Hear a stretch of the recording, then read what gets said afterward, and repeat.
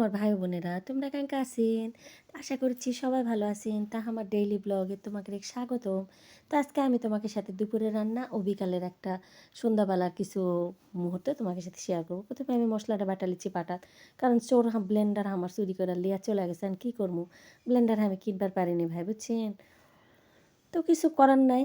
আমি যেটা করি, মাংস হাতে কিন্তু সুন্দর করে মাখালি, সব রকম মশলা দিয়া পেঁয়াজ রসুন আদা জিরা বাটা দিয়া মাখান নেওয়ার পরে, মাখানোর পরে কিন্তু আমি সরিষার তেল অ্যাড করি। তো অনেকে হয়তো আগে তেল টেল সব কিছু অ্যাড করে দেয়। আমার মনে হয় খাসির মাংসে এমনি তেল উঠে আসে, তো পরে তেলটা দিলে বোঝা যায়।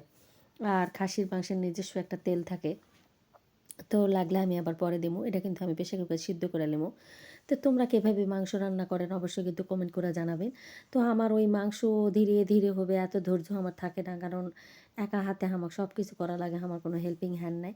দেন আমার বাড়িতে কেউ নাই যা আমাকে কিছু করে দেবে। এই যে মাংস আমার সিদ্ধ হয়ে গেছে, তবে আমি সিদ্ধটা একেবারে বেশি গোলা ফেলি না, মানে একটু শক্ত শক্তই রাখি। আর কারাইতে আমি বেশি বেশি করে কষাই। তো তোমরা কীভাবে মাংস রান্না করেন অবশ্যই কিন্তু কমেন্ট করে জানাবেন। তো আমার কিছু ভাই ও বোনেরা আছে যারা কয় আমার রান্না বলে হেভি ভাল লাগে, এই ভিডিওগুলো কিন্তু তার্কের জন্য। তো এখন এই যে লাস্ট মুহূর্তে আমি কিন্তু গরম মশলা দেবো। তো আমার ধনা পাতা দিলে খুব ভাল লাগে মাংস টাংসত, কিন্তু তোমার দাদা খুব একটা খাবার চায় না। কিন্তু ভেজালা মানুষ যদি আবার ভেজাল করে কয় খামো না, তখন আবার এক ভেজালে তোমার মনে অত বাবা দরকার নেই। তো রান্না বান্না খাওয়া দাওয়া শেষ করে আমার বেটা খুব জেদ লাগাইছিল যে হচ্ছে মুড়ি মাখা খাবে, তো ক্লিয়া গেছিলাম।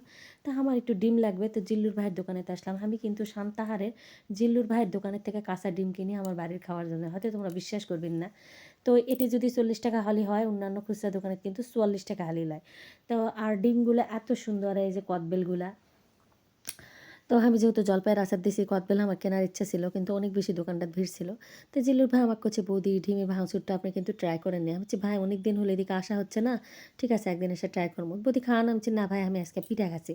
তা আমি কিন্তু পিঠা খাচ্ছিলাম, আমি গেটের উপর গেলে কিন্তু পিঠাই খামো। আমি কিন্তু ভাজা পোড়া লাভার, আমি ডিম টিম খাই কিন্তু ঠেলাক পোড়া আমি খুব একটা পছন্দ করি না।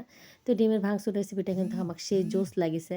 তো তোমরা কে কে ট্রাই করছেন আমাকে কিন্তু কমেন্ট করে জানাবেন। আমি এখন পর্যন্ত কিন্তু খাইনি। তো যাই হোক, আমি খালি তোমাকে সাথে শেয়ার করবো। তারপরে চলে আসলাম ফলের দোকানেতে, একটু পূজার জন্য ফল টল কিনলাম। তো এইখানে সব ধরনেরই ফল ছিল, আপেল কমলা মালটা ড্রাগন সব কিছুই ছিল। তো ড্রাগন শেষের দিকে ড্রাগনের দামটা একটু বেশি যাচ্ছিলো। তো যাই হোক, আদার ব্যাপারে জাহাজের খোঁজ লিয়া কী করবো, আমার তো অল্প অল্প ফল ফল নিছি আমি। তো এখন রিক্সা ভাড়া, মনে করো রিক্সাতে উঠলে 20 টাকা ভাড়া নেয় গেটের থেকে আমার বাড়ির, মনে করো ওয়াক্স ডিস্টেন্স যদি হাঁটো 2 মিনিটের মতো লাগে। তা এখন আমার ব্যাটা খুবই জেদ লাগাছে, আমি করছি বাবা 20 টাকা দিয়ে রিক্সাতে না যায়, চল ভ্যানে যাই। তো একটা ভ্যানে উঠলাম, কয়েকটা ছেলেপেলে করছে আন্টি আমাকে ভিডিও করে ভাইরাল করে দিন। না বাবা, আমি এই যানজটটা, এই জায়গাটাতে এত পরিমাণে জ্যাম থাকে, অনেকক্ষণ দাঁড়ায় থাকার পরে কিন্তু ভ্যানওয়ালাটা ভাইটা চালাতে পারছে। আসলে 20 টাকা ভাড়ার কথা যদি বলি, বর্তমানে বর্তমানে যে ঊর্ধ্বগতি দ্রব্যমূল্যের, আসলে ওনারা তো নিম্ন আয়ের মানুষ, ওনারা তো এটার উপর দিয়ে ওনাদের সংসার করে, এই আয় থেকে ওনাদের ছেলে মেয়ের লেখাপড়া ওষুধ বিশুধ খাওয়া দাওয়া, 80-90 টাকা কেজি চাল। তো যাই হোক, কবে আবার মানুষের মনে শান্তি আসবে, কামায় রোজগার বাড়বে। তো সান্তাহারের এই দৃশ্যগুলো কিন্তু আমার কাছে অনেক ভালো লাগে। তো যারা যারা বাইরে থাকেন তারা বলতে পারবেন এই জায়গাগুলো কত মায়ার, কত আপন। তো সান্তাহারের টুকটাক ভিডিও করি, তো বিভিন্ন প্রমোশনের কাজ করতেছি, আপনাদের সাথে সব কিছু শেয়ার করবো। তো সান্তাহারের এই দৃশ্যগুলো আপনাদের কাছে কেমন লাগে? আর এই যানজট নিয়ে আসলে কারো কোনো মাথা ব্যথা নাই, যে যার ছন্দে ব্যস্ত। তো যাই হোক, আমি খুবই নগণ্য একজন মানুষ, তো সবার দৃষ্টি আকর্ষণ করব এই জায়গাটা একটু জানি ফাঁকা ফোঁকা থাকে।